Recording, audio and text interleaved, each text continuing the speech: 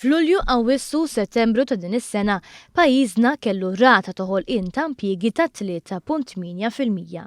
Dan ifisser żieda meta mqabbel mal-istess tliet xhur tas-sena li għaddiet.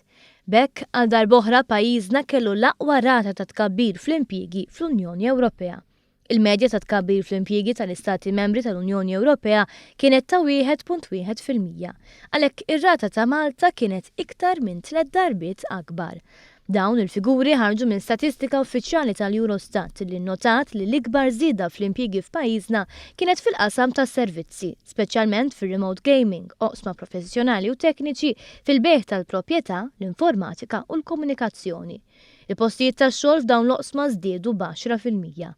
Kienet irreġistrata żieda tajba wkoll fl-ammont ta' impjiegi fil-lukandi u ristoranti, fil-kostruzzjoni u kif ukoll fl-agrikoltura u s-sajt. Din mhijiex l-ewwel darba li pajjiżna rreġistrat tkabbir ikbar mill-medja Ewropea.